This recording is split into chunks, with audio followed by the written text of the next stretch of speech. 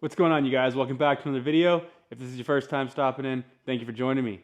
As you can see, we've got a lot to talk about today. Let's jump in.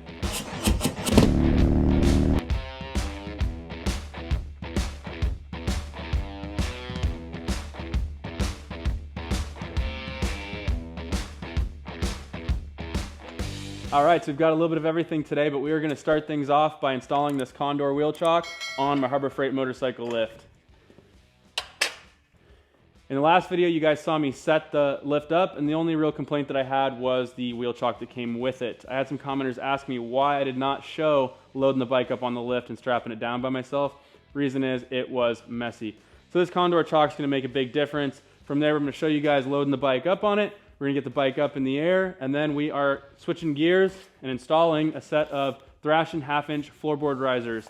As you've seen in some of my previous videos, I scrape floorboard pretty good when I'm cornering hard. That can be a problem. If I put too much weight on that floorboard as I'm making contact with the ground, it'll actually lift the back end of the bike up, putting that back tire to basically weightless. From there, you're either low side or high side, neither of which would be good. From there, we're going to continue on with the performance theme of this video and talk motorcycle tires. In my opinion, motorcycle tires are the #1 performance part that you can consider on your bike.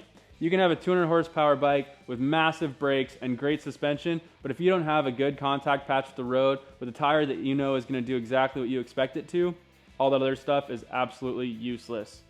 There's a lot to consider with tires, and I think that I can give you guys some good information that will help you make a decision when you need to purchase your next set.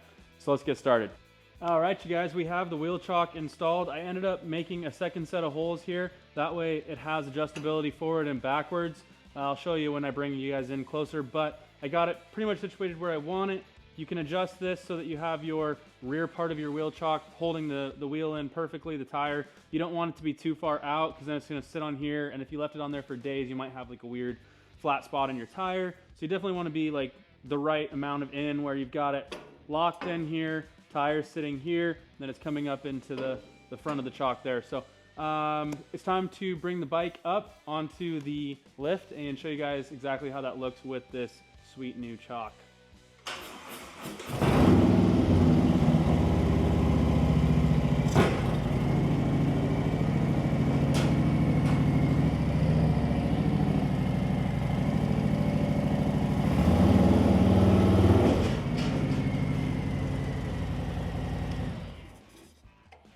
All right. It's not perfect, but walk away.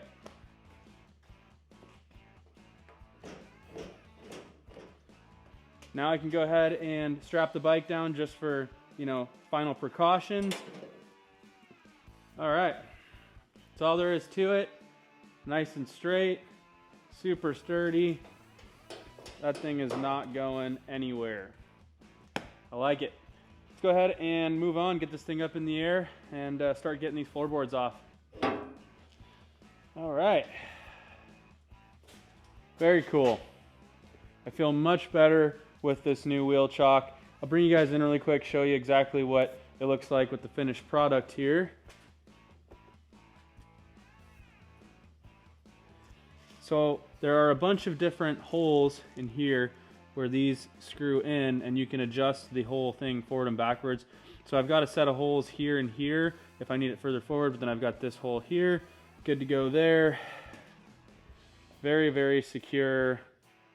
I trust the heck out of it.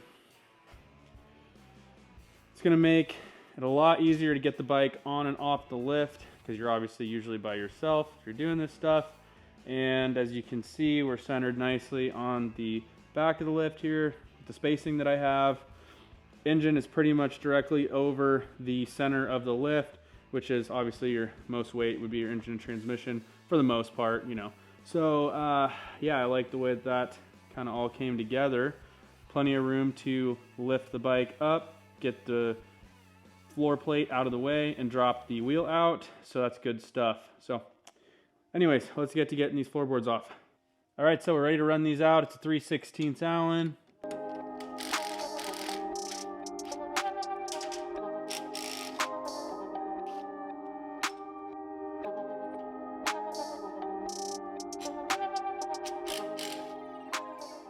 Okay, so here is our Hollywood side. As you can see, all scraped up there. TPU slider actually didn't take any of it. I was loaded up trail braking pretty hard into a corner, and I did that number. Anyways, here we have some longer hardware. We'll throw some blue Loctite on that, maybe even red, honestly, because this stuff doesn't come apart too often. And then we've got our 1/2-inch lift blocks. These do have notches in them.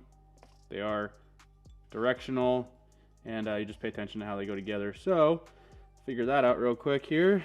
So we've got our notch there. That's gonna go just like that. And then this one here is not notched, and it does have a little bit of a different rounded edge right here. That follows this contour here, goes just like that. So it's a nice and perfect contour. So that's all there is to that. Longer hardware, Loctite, throw it back on the bike. Super straightforward.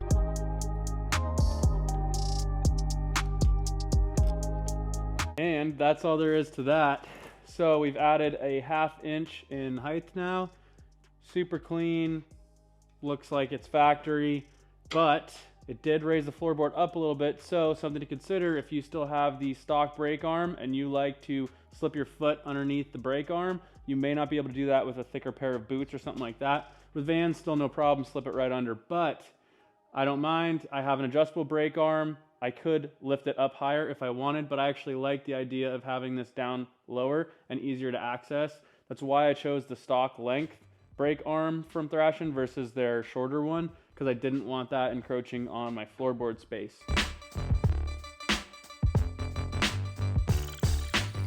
Okay, so we've got the second side here done, and one thing to consider is now that the floorboard's higher, your shifter is going to be lower to the floorboard. That'd be fine if I was just riding in Vans all the time, but I often ride in my work boots, and they have steel toes in them, so they really don't give it all. So I don't really want to have to try to struggle to get it underneath there. I liked where I had it before. Since I know that the riser is 1/2 inch, all I'm going to do is pick any spot, measure from the floorboard to the peg.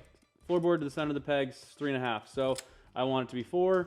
It's going to put it right back to where I liked it before, and that should be perfect. So quick, just undo the bolt, pull it off the shank, adjust it, put it back on. Done.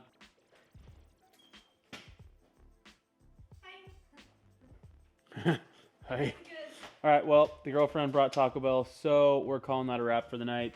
We will talk about tires tomorrow. Yeah, we've got the floorboards back on, everything's torqued, so Taco Bell.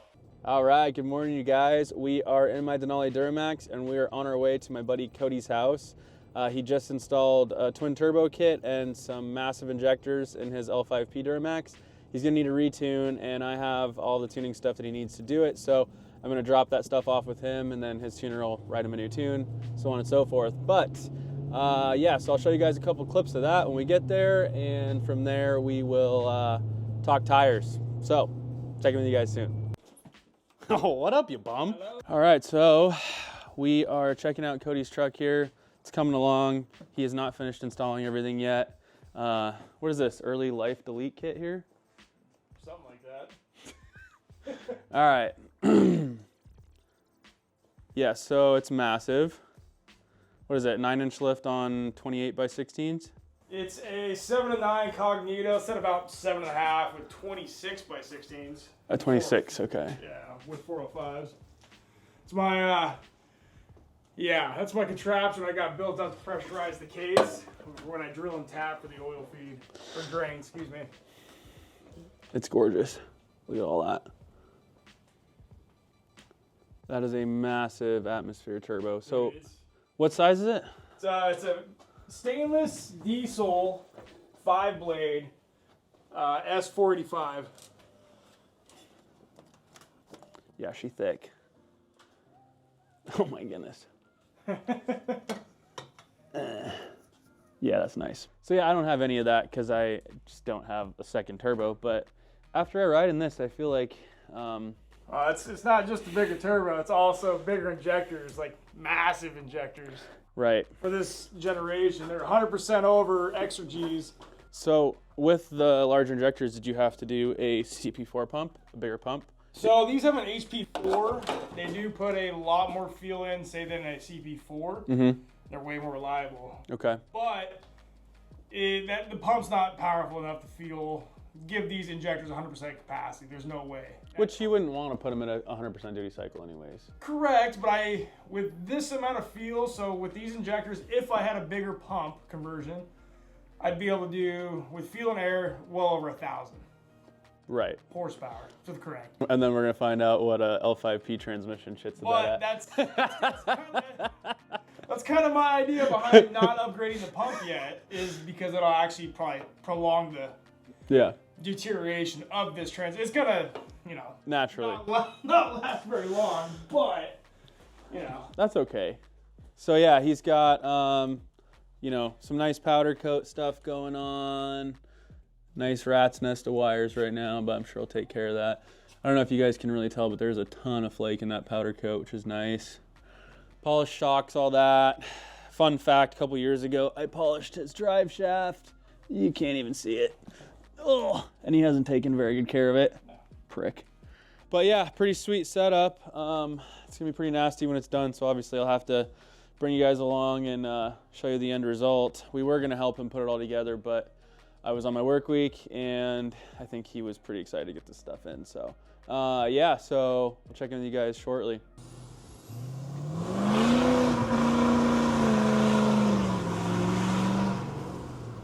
So, getting right into it, as I stated, I believe that choosing tires is kind of a big deal when it comes to our motorcycles, because that is really the only thing connecting us to the road, and we don't have much of it. So, making sure that you have the right tires for what you're trying to do with your motorcycle is very, very important. You don't want to use a slick in dirt, and you don't want to use a dirt tire on a drag track, and everything in between. Those are the extreme examples, but it's just definitely worth doing some research and gaining the knowledge to do it. The other option is you just take your motorcycle to the dealer and say, hey, these are the last tires that I had, worked fine, I just want to run these again.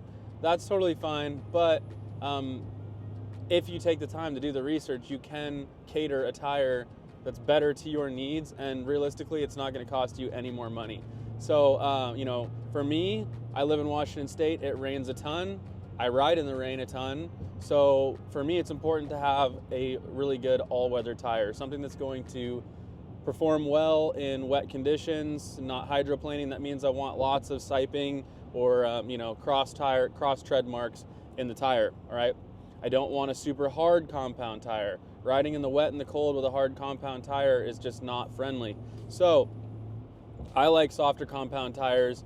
They're more performance oriented than a harder compound tire. Now, everything that you decide to do has a reaction, right? Every action has a reaction. So when you choose a really nice, soft, compound, grippy tire for really good performance, you're giving up longevity. But in my opinion, that can be almost better. So I've seen people take motorcycle tires to 20, 25,000 miles. But that tire stopped performing well after 10,000 miles anyways. It was cupped out, it had a terrible flat spot in the center of the tire, so when you go to corner, yeah, it still does what you need it to do, but not well. Like, it doesn't lean into the corners easily because you got to get over that flat spot to the rounded edges. So, in my opinion, I'd rather have a tire that is spent at 10,000 miles and it performed at its best that entire time till the very end, and then swap it out for another one and be back to that good performance versus, having a tire that, it lasted 20,000 miles. I didn't have to take the wheel off to get them swapped out, didn't have to buy more tires, but after 10,000 miles, the tire is not performing well. That's just not for me. So kind of the basics. When it comes to compounds, a stiffer compound is going to last longer and it's going to be more puncture resistant, things of the sort, but the trade-off there is it's not going to grip as well in all conditions, cold conditions, wet conditions, and so that's kind of something to consider. So there are a lot of different companies that make multiple different tires, right? So, Michelin, they'll make a performance-oriented tire, they'll make a touring tire. I know they have their Commander 3s. Dunlop has the American Elites that everybody likes a lot. So there are a lot of different manufacturers that make tires, and I think that really you can get into splitting hairs at that point, but it is worth doing your research. At one point, I considered doing the Michelin Commander 3s because I had Michelin pilots on my sport bikes and I loved them. Well, it turns out that the Commander 3s have been having a lot of balancing issues. A lot of people, they start riding, they're great, and then after a certain amount of time, they just shake like hell. They're no longer balanced well, and from there, it's kind of a nightmare ever getting them right again to what you knew they were when you first put them on. So I've heard of a lot of people having issues with that. You go online and you Google them and the ratings are like 2 stars and everybody's saying the same stuff. You know, they've always run them, now they're moving away from them because they don't like them. So that's just an example. I'm not saying, you know, you shouldn't consider them. Just really do your research on, you know, what you're looking for on a tire and then what the different tire options have to offer. So the tires that I went with are a Metzler. Metzler is made by Pirelli, so it's name brand. And the Metzler tires that I chose are the Cruise Techs, and the Cruise Techs are known within the Harley Davidson community to be the most performance-oriented touring tire. It's the softest compound, it is made to grip, it is made to corner hard. That's what their bread and butter is. They're also known to not last very long. You're gonna be lucky to get 10,000 miles out of a set of Cruise Techs. Some people say less. Now, one thing to really keep in mind with that is tire pressures. People are saying if you're running lower tire pressures on those Cruise Techs, they wear out faster. That's gonna happen with pretty much any tire, especially softer compound tires, the way that they grip the ground. So, there are other options from Metzler. They're more touring oriented, less performance, is their 888s. Those are obviously another great option. They're well reviewed online. I've heard a lot of people say they like the Dunlop American Elites. Also start looking into dual compound tires. A lot of tires, at least the rear tire, will be a dual compound. So the center of the tire will be a harder compound, and then on the sides for like cornering and stuff, it'll be a softer compound. So you have the best of both worlds. You've got longevity when you're riding straight, and then when you're cornering, you have that good grip still. So also something to consider. So I guess I could go over some of the basics with you guys about tire sizing. So that first number is going to be the width of the tire. So like my front is a 120, the one that we're gonna be running is a 120 and it's a 70. So 70 is going to be the height of the sidewall.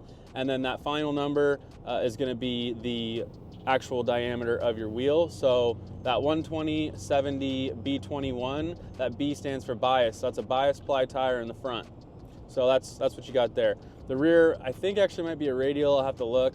That would be an R18 because the rear is an 18. So yeah, that's going to be your basic sizing. So something to consider when you are, picking out your tires is you can actually change your sidewall height and your width, and it will make the tire perform differently. So like on my sport bikes, I would actually go with a wider rear tire with a higher sidewall, and that would then cause the tire, when it's mounted on the wheel, to be more rounded. And with that being more rounded, the tip in into corners is easier and more comfortable. It really just wants to lay the bike in because that whole tire is more rounded. Not as good for touring, I'd say, probably, because obviously you have less of a contact patch down the center, but that was kind of what I was going for on my sport bikes. So I am by no means a tire expert, but I wanted to at least make sure that you guys had the information and can expand upon it in your own research.